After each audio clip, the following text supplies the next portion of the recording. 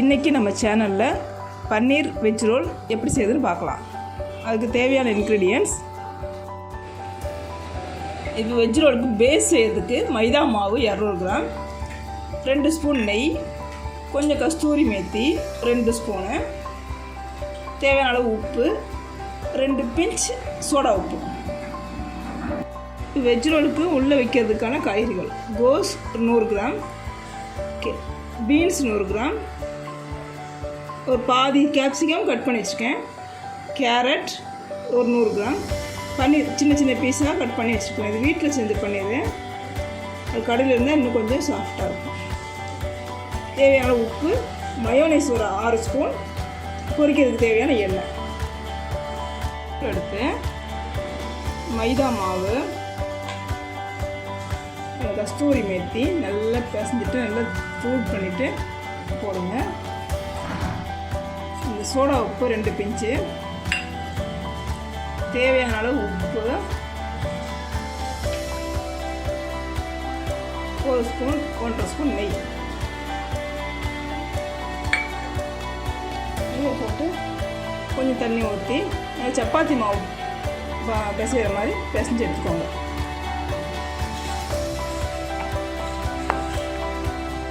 இந்த பக்குவத்தில் பிசைஞ்சு மூடி 1/2 மணி நேரம் அப்படி வச்சுருங்க. இப்போ ஸ்டவ் ஆன் பண்ணி ஒரு 3 ஸ்பூன் எண்ணெய் ஊற்றி ஃபஸ்ட்டு பன்னீரை லைட்டாக வறுத்து எடுத்துக்கலாம்.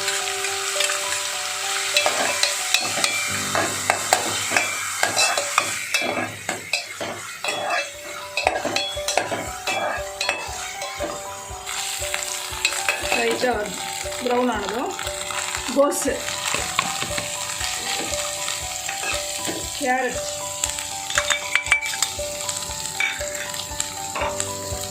பீன்ஸு, கேப்சிகம்,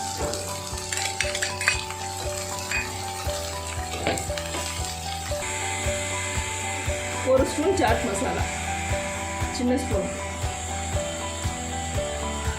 ஸ்டவ் ஆஃப் பண்ணிடலாம்.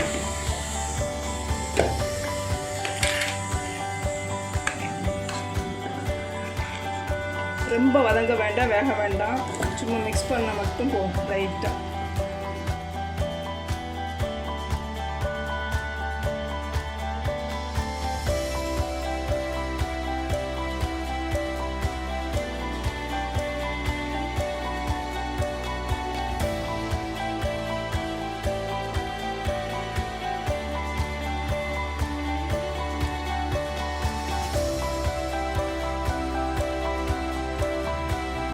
இந்த மாதிரி போட்டு எடுத்து வச்சுக்கோங்க.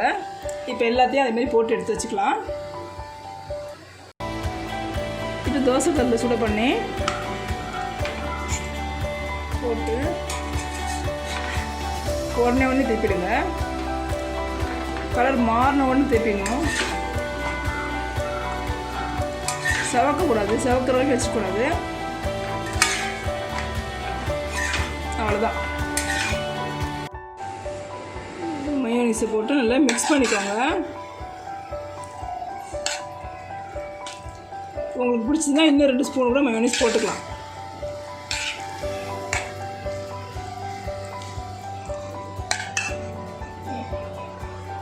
இது இப்படியே இருக்கட்டும். இப்போது ஒரு கப்பில் கொஞ்சம் மைதா மாவு எடுத்து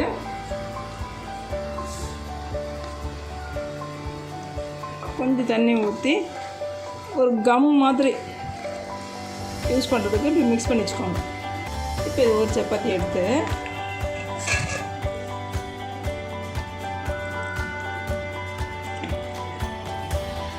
கொஞ்சம் நீட்டு வாக்கில் வச்சுக்கோங்க, ஒரு சைடாக வச்சுக்கோங்க.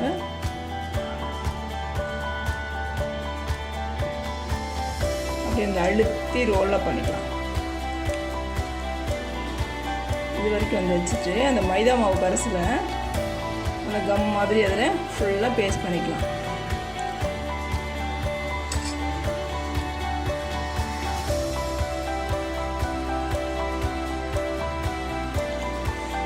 அழுத்தி ஓட்டிக்கலாம். இதெல்லாம் அமுக்கி விட்டலாம். அதில் இங்கேயும் நல்லா அமுக்கி விட்டலாம். வெயிலில் வராதபடிக்கு நல்லா அமுக்கி விட்டுருங்க. இப்போ எடுத்து வேறு பிளேட்டில் வச்சுட்டு இதே மாதிரி எல்லா மாவையும் செஞ்சு வச்சுக்கலாம்.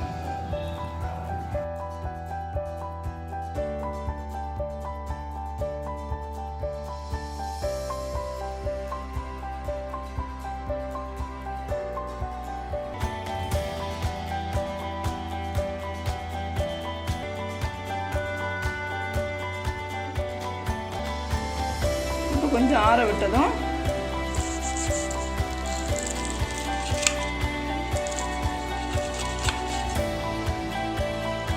பாருங்க,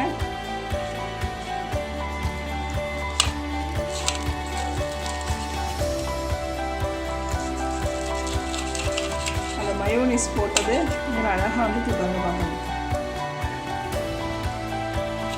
இதுக்கு கெச்சப் போட்டுட்டு சாப்பிட்டா சூப்பராக இருக்கும். பசங்களுக்கு ரொம்ப பிடிக்கும். செஞ்சு பாருங்கள்.